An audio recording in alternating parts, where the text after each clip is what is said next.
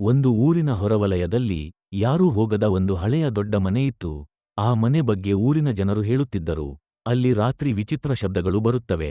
ಆ ಮನೆಯತ್ತ ಹೋಗಿದವರು ಮತ್ತೆ ಬಂದಿಲ್ಲ. ಅದಕ್ಕಾಗಿ ಆ ಮನೆ ವರ್ಷಗಳಿನಿಂದ ಖಾಲಿಯೇ ಇತ್ತು. ಆ ಊರಿನಲ್ಲಿ ರವಿ ಮತ್ತು ಸೋನು ಎಂಬ ಇಬ್ಬರು ಗೆಳೆಯರು ಇದ್ದರು. ಇಬ್ಬರೂ ತುಂಬಾ ಕುತೂಹಲದವರು. ಒಂದು ದಿನ ರವಿ ಹೇಳಿದನು, ಎಲ್ಲರೂ ಭಯಪಡುವ ಆ ಮನೆಗೆ ನಾವು ಒಮ್ಮೆ ಹೋಗಿ ನೋಡೋಣ. ಸೋನು ಸ್ವಲ್ಪ ಹೆದರಿದ, ರವಿ, ನನಗೆ ಭಯವಾಗುತ್ತಿದೆ.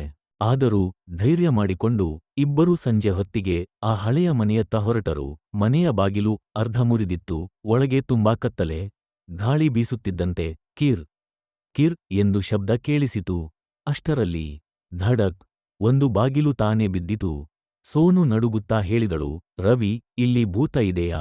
ರವಿ ಧೈರ್ಯ ತೋರಿಸಿದರೂ ಅವನ ಹೃದಯವು ವೇಗವಾಗಿ ತಡಿತಿತ್ತು. ಇಬ್ಬರೂ ಮುಂದೆ ಹೋಗಿದರು. ಒಂದು ಕೋಣೆಯೊಳಗೆ ಒಬ್ಬ ವೃದ್ಧ ಮನುಷ್ಯ ಕೂತಿದ್ದ. ರವಿ ಮತ್ತು ಸೋನು ಬೆಚ್ಚಿಬಿದ್ದರು. ಆದರೆ ಅವನು ಭೂತ ಅಲ್ಲ. ಅವನು ನಿಧಾನವಾಗಿ ಹೇಳಿದರು, ಭಯಪಡಬೇಡಿ ಮಕ್ಕಳೇ, ನಾನು ಈ ಮನೆಯ ಹಳೆಯ ಮಾಲೀಕ. ನನ್ನ ಕುಟುಂಬ ಸತ್ತು ಹೋಗಿದೆ. ಹೋಗಲು ಜಾಗ ಇಲ್ಲದ ಕಾರಣ ಇಲ್ಲಿ ಒಬ್ಬನೇ ಇರುತ್ತೇನೆ. ಮನೆಯಲ್ಲಿದ್ದ ಶಬ್ದಗಳು, ಗಾಳಿಯಿಂದ ಬಾಗಿಲು ಬಡಿಯುವುದು, ಹಳೆಯ ಮರಗಳ ಚಲನೆ ಮತ್ತು ಕತ್ತಲೆಯ ಭ್ರಮೆ, ಅವು ಎಲ್ಲವೂ ಭೂತ ಅಲ್ಲ. ಅವು ನಮ್ಮ ಭೇದ ಕಲ್ಪನೆಗಳು.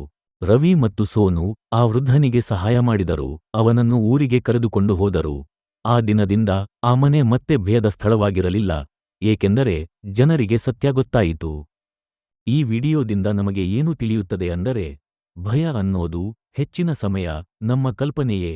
ನಿಜವನ್ನು ಅರಿತರೆ ಭಯ ತಾನೇ ದೂರವಾಗುತ್ತದೆ. ನಿಮಗೆ ಈ ವಿಡಿಯೋ ಇಷ್ಟ ಆಗಿದ್ದರೆ ನನ್ನ ಪೇಜ್ ಅನ್ನು ಸಬ್ಸ್ಕ್ರೈಬ್ ಮಾಡಿ.